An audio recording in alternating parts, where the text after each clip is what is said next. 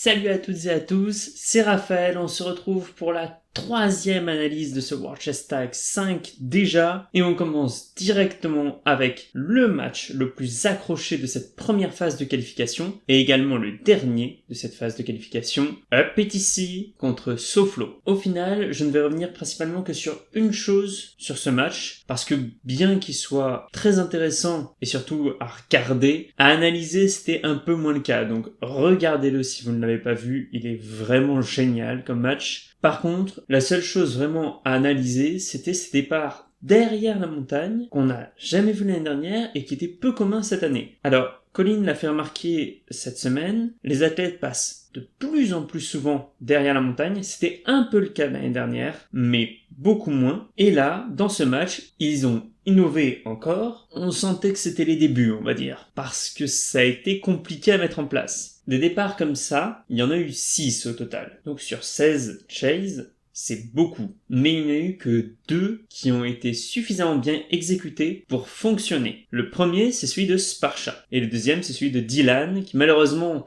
fait une erreur mécanique derrière sur les sœurs et se fait toucher là-dessus. Mais le point commun entre ces deux départs, c'est qu'ils n'ont pas hésité. Et c'est le point commun des 4 départs loupés, c'est à chaque fois une hésitation et surtout le fait que les athlètes ont essayé de faire demi-tour alors que leur adversaire était déjà devant eux. Bon, j'ai jamais été sur un terrain de chase tag, donc je peux pas juger. Mais franchement, quand on le voit en vidéo, ça semble être la pire idée. Vraiment. Je veux dire, votre adversaire a une fenêtre énorme pour vous toucher, vous ne pouvez pas reculer pour esquiver, c'est du pain béni en fait. Évidemment que vous vous faites toucher. Ce départ, il peut marcher. J'ai du mal à en voir l'intérêt véritable. Par contre, il demande à ce que l'athlète parte directement. À gauche ou à droite, au final, peu importe. Mais il faut absolument partir avec le timing parfait. Parce que sinon, vous vous faites toucher. Et c'est ce qu'on a parfaitement vu dans ce match. C'était la parfaite illustration. Le nombre de fois où ils ont hésité, où ils font un gauche-droite devant leur adversaire, et à chaque fois ils se font punir. Voilà, c'était le gros point d'analyse du match. La deuxième chose, je l'ai un peu fait remarquer pendant le match, mais quand même, je ne comprends pas cette volonté ou cette non-volonté de Hub d'aligner Daniel contre Jonathan.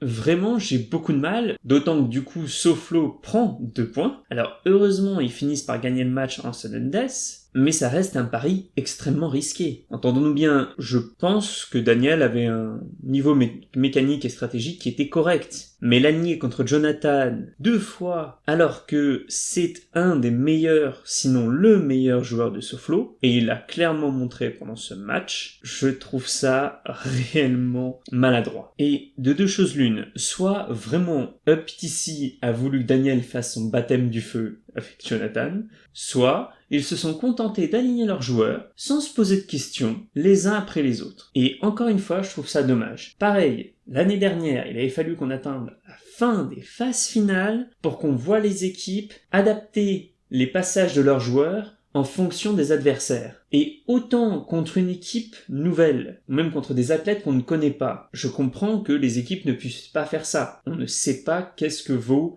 chaque joueur et grosso modo quelle va être leur spécialité. Mais SoFlo contre UpPTC, ces 2 équipes sont des équipes de l'année dernière. Il suffisait de regarder leur match pour analyser un petit peu les joueurs. Évidemment, c'est un faible échantillon, mais c'est un faible échantillon qui suffit pour se dire que Jonathan est l'un des carries. Pourquoi, dans ce cas-là, aligner le petit jeune de UpPTC contre lui? Je trouve ça stratégiquement dommage en fait. Surtout que là, l'occasion de changer l'ordre des joueurs était très belle. Et stratégiquement, ça aurait été très bien joué. Voilà, c'était grosso modo ce que j'avais à dire sur ce match. Encore une fois, regardez-le si vous ne l'avez pas vu. Et on se retrouve directement pour le premier match des 8e de finale. Tempest Freerunning contre UpPTC. Et oui, encore eux. Et je trouve que le score final n'est pas tout à fait à la hauteur du niveau de jeu des 2 équipes. Je trouve que UpPTC a beaucoup manqué de réussite, notamment Sparsha. Sparsha, sa chase 14, c'était la chase en match point. Le nombre de fois où soit il touche presque, soit l'action qu'il tente ne réussit pas, ça s'est produit vraiment trop de fois. Et pour moi, vraiment, tout le match est à cette image-là de la part de UpPTC. Ce qui ne veut pas dire qu'il y a que du pas bon, au contraire même. Daniel, par exemple, a été aligné contre Nate. décidément, mais j'ai trouvé son style de jeu beaucoup plus propre. Mécaniquement, c'était pas parfait, mais il y avait beaucoup plus de stratégie dans son jeu. Et surtout, Tempest a été vraiment fort. Je suis assez impressionné de leur niveau de jeu. Après, je sais pas à quel point ça va pouvoir continuer longtemps, d'autant que le niveau de jeu de l'équipe reste assujetti à 2 carries, Tavon et Nate. Et notamment, Tavon a un style de jeu qui est incroyablement maîtrisé. Ce qui est dingue, c'est que c'est pas un joueur qui va être tout le temps dans la vitesse absolue, ou qui va couper tout le temps, ou qui va sauter par-dessus les obstacles de façon incroyable. C'est un joueur qui fait tout ça en même temps, quasiment toujours au bon timing, et du coup le piéger, mais c'est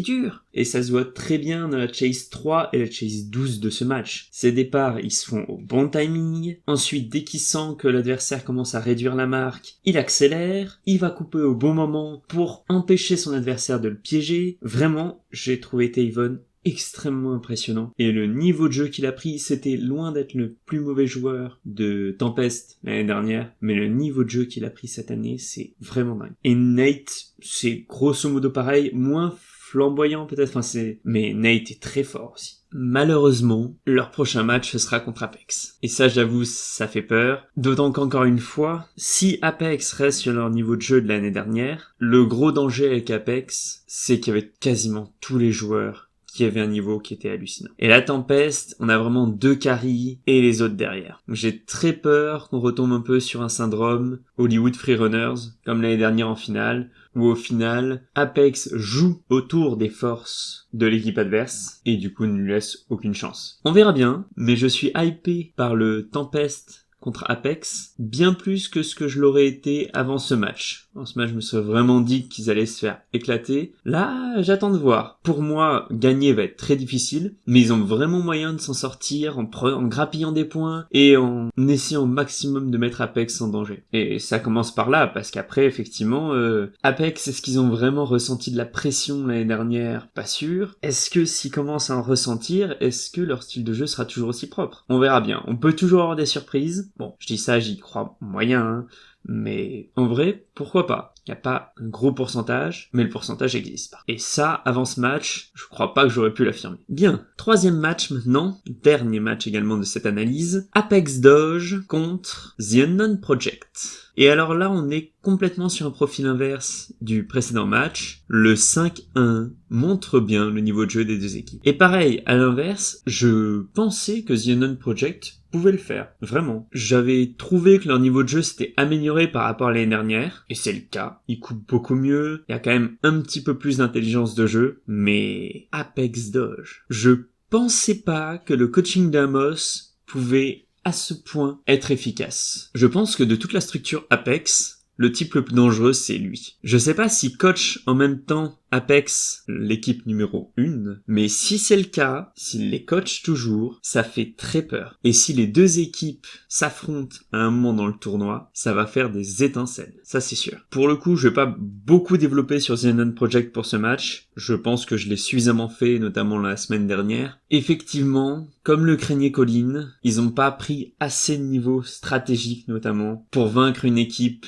qui est à ce point-là bien entraînée et qui, elle, joue autour de ça. Pour Apex, Damien est en train de s'installer comme le carry. Il avait pris un doublé lors de son premier match. Il en reprend un lors de ce match. Il va falloir que APK Blue joue autour de lui s'ils veulent espérer être plus chanceux que l'année dernière contre une équipe Apex. Mais le problème, c'est qu'il n'y a pas que Damien qui est dangereux. Et notamment dans ce match, Devin et Maxwell ont été absolument géniaux. Devin est capable de mettre une pression en tant que chasseur et en tant que souris. Il a tellement bien joué autour du jeu de Jesse, entre ses allers-retours entre la crête et la baie, son passage derrière la montagne pour être sûr de mettre un maximum de distance, vraiment il a été très intelligent. Et Maxwell a fait pour moi l'une des esquives les plus incroyables de ce début de compétition. En chase 12 contre Christopher, sa double esquive alors que Christopher passe à travers la crête, action qu'il avait déjà réussi pendant ce match. Mais là, en réussissant à l'esquiver 2 fois pour prendre le point, il signe du coup un superbe doublé. Et là, pour le coup, je suis très hypé par le Apex Doge, APK